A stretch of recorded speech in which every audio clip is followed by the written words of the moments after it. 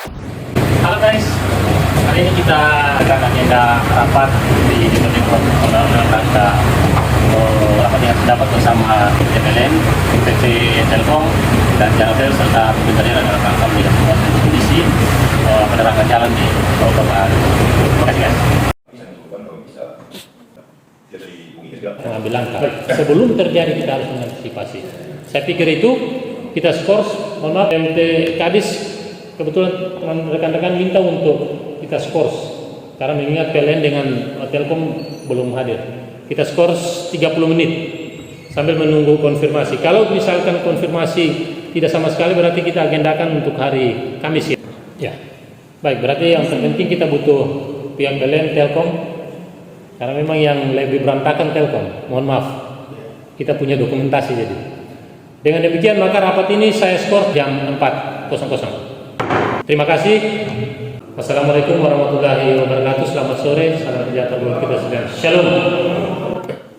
Pimpinan DPRD dan rekan-rekan anggota DPRD yang kami hormati, kebetulan PLN sudah ada, Telkom nanti masih dalam koordinasi, sehingga kalaupun hadir berarti dia dapat menyesuaikan dengan selalu mengharapkan rahmat dan ridho Tuhan yang Maha Esa, Allah Subhanahu wa taala. Maka skors rapat kerja dapat saya cabut kembali. Rekan-rekan anggota DPRD, Pak Kadis Perkim, teman-teman dari PT PLN cabang Dobo, rekan-rekan dari Jaratel dan TV Kabel yang kami hormati, dengan agenda kerja DPRD yang mana dalam situasi akhir hari ini kami diberikan keluh kesah dari masyarakat Kabupaten Kepulauan Riau. Bahkan ada di media sosial sempat beredar menjadikan polemik yang memang terkait dengan yang pertama, lampu jalan kita pada malam hari khususnya di areal Kota Dobo yang memang kalau tidak salah hampir 6 sampai 8 bulan terakhir ini khususnya di depan kantor Bupati, kantor DPRD sepanjang perjalanan jalan Pemda Raya ini memang kadang nyala, kadang mati. Nah, tapi kebetulan kita sering bolak-balik malam hari di depan kantor DPRD dan kantor Bupati, memang seputaran itu memang gelap gulita sepanjang malam. Nah, kadang kalau di sebelah Pandopo 2 itu sering kadang nyala, kadang mati juga.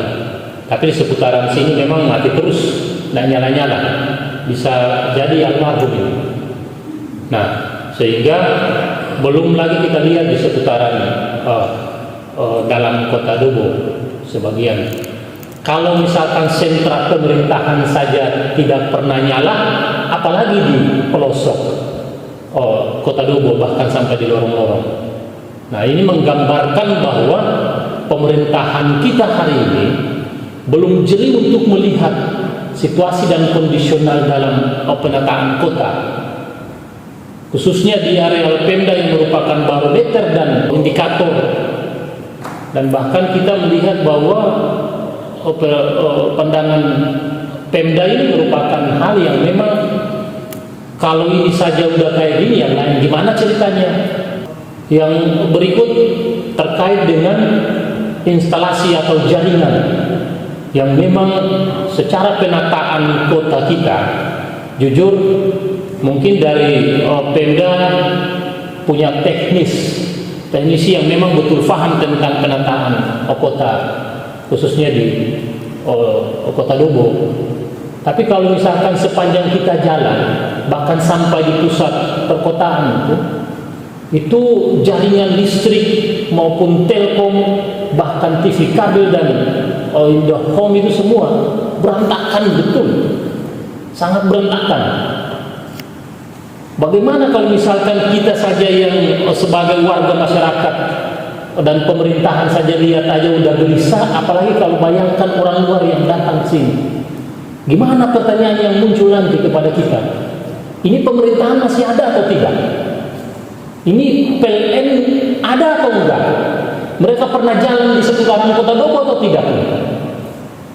Nah, ini yang memang jujur kami DPRD tanpa masukan dan saran dari masyarakat maupun publik, kita aja udah gelisah. Mohon maaf Pak Kadis, dari Perkim, kami harus jujur dan hari ini kami mengambil langkah tindak untuk mengundang pihak-pihak terkait untuk bagaimana kita membicarakan persoalan ini secara serius. Nah, publik selalu menyoroti, ini pemerintahan buat apa aja ini kayak gini? Bupati disoroti terus.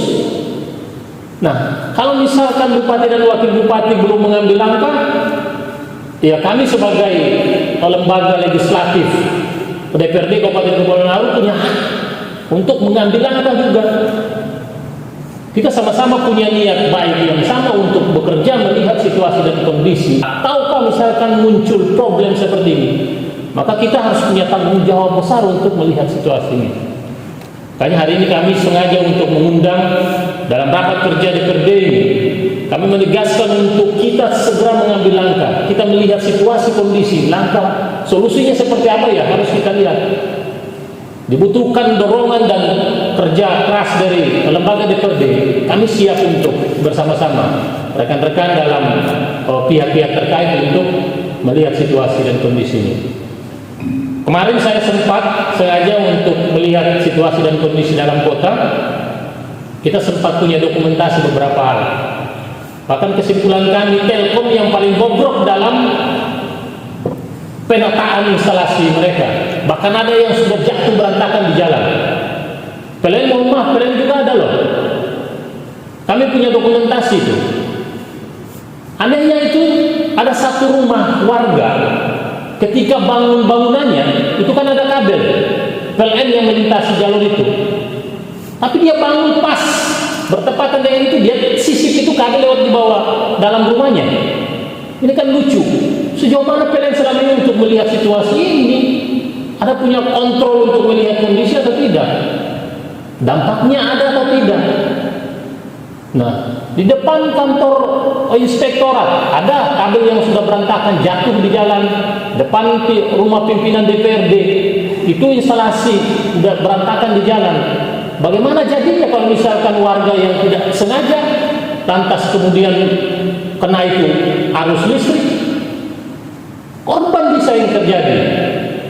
Mohon maaf teman-teman PLN, tolong untuk diperhatikan hal seperti ini. Jangan sampai korban jatuh baru kita mulai mengambil langkah. Harus mengantisipasi dulu ini. Nah, dalam beberapa waktu terakhir juga terjadi kecelakaan kendaraan darat yang bahkan menimbulkan korban kematian. Ini salah satu faktor yang diakibatkan itu adalah penerangan jalan yang memang tidak ada, lalu kemudian terjadi kecelakaan laka lantas di jalan sepanjang Kota Dobo ini.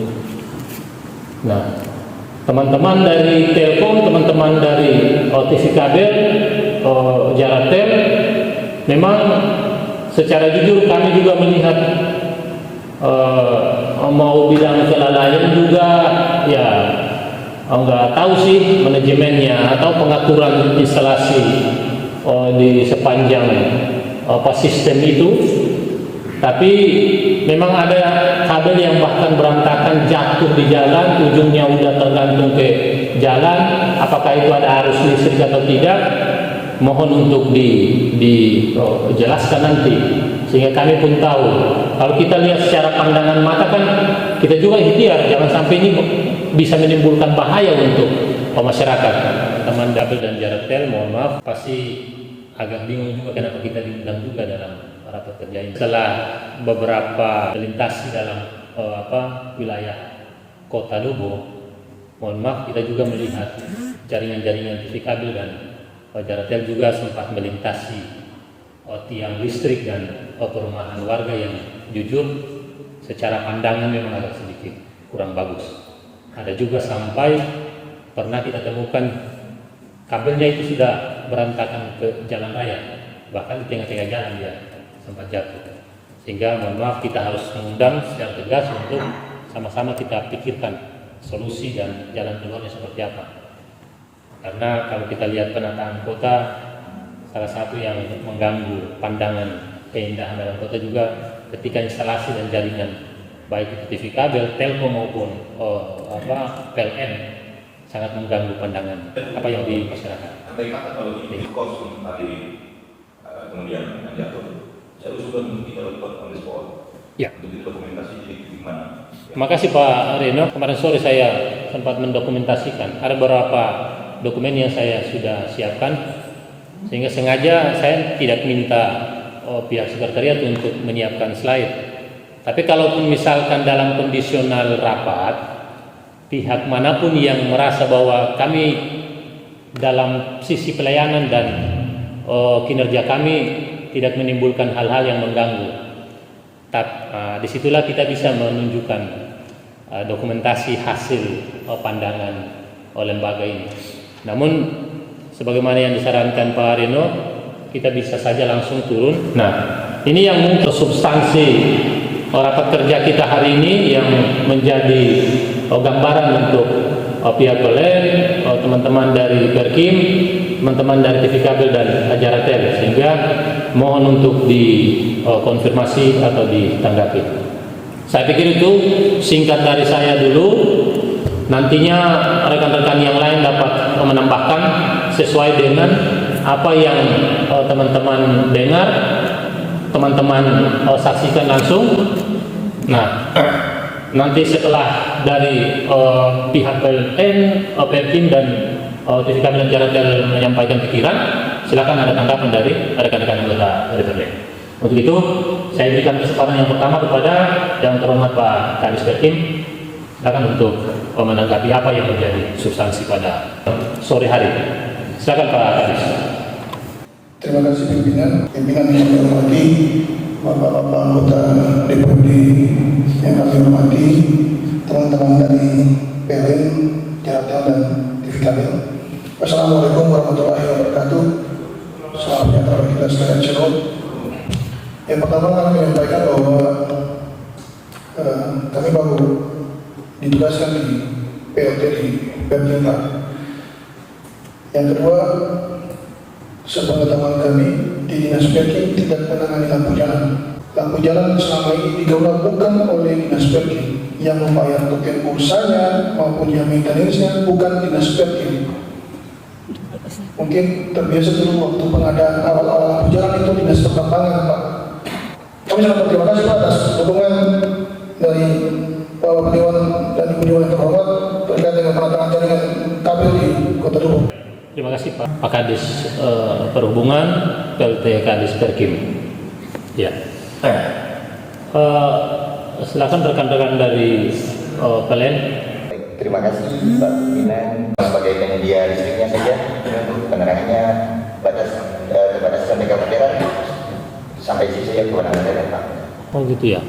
Siapa yang masang kabel kemarin? Paskan selesai di bawah tanah, lalu pemasangan yang lewat jalur atas.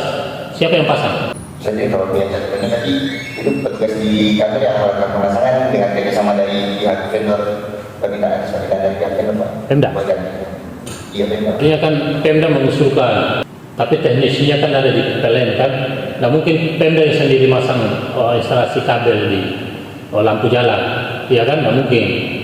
Nah makanya maksud saya, kalau misalkan terjadi kabel yang udah turun ke bawah, apakah pihak PLN masa bodoh untuk situasi itu, atau menunggu Pemda lapor lagi baru diperbaiki? Karena kan memang betul ada jarak antar tiang, tapi kan kabel mungkin jarak jauh, kabelnya sampai nurun kayak gitu, jadi dia nggak bisa rata, dia paling. Nah itu masa PLN dia diam? Gimana ceritanya itu? Itu tanggung jawab siapa? Kalau mau diserahkan semua ke Pemda, lalu pekerjaan pihak PLN gimana ceritanya?